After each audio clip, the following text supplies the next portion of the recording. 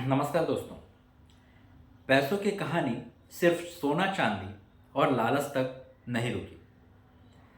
अब इसमें जुड़ गई नैतिकता और नियमों की बहस।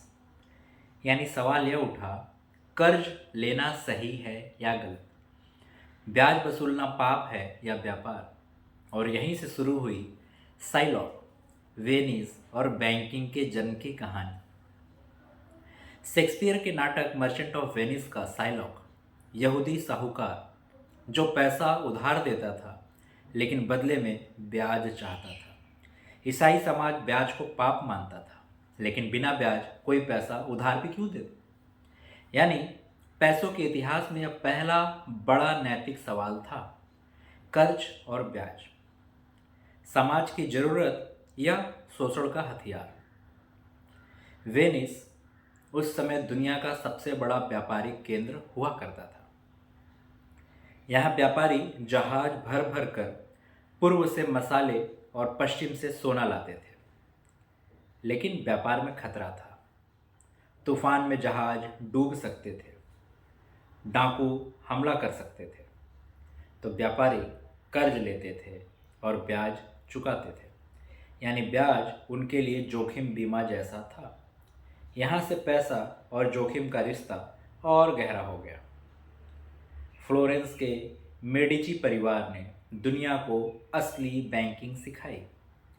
उनके बैंक सिर्फ जमा उधार तक सीमित नहीं रहे, बल्कि पूरे यूरोप में शाखाएं भी थीं।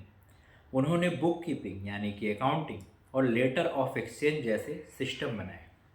इसके बिना सोना चांदी ढोए व्यापार करना और आसान हो गया।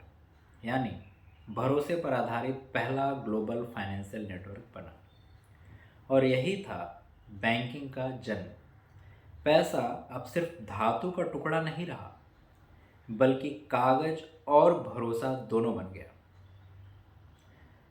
शुरुआत में चर्च ब्याज को गलत मानता था, लेकिन धीरे धीरे समाज ने इसे जरूरी मान लिया। बिना ब्याज व्यापार बढ़ ही नहीं सकता था। यानी वही ब्याज जो कभी पाप था, बाद में आर्थिक विकास का इंजन भी बन गया। तो आज के एपिसोड से हम क्या सीखें? साइलॉक से लेकर मेडिची तक की कहानी हमें ये बताती है कि पैसे की असली ताकत धातु में नहीं, भरोसे और नियमों में है।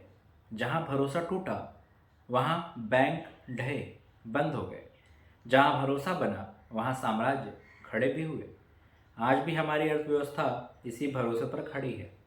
यानी पैसे का असली चेहरा विश्वास और व्यवस्था। Thank you.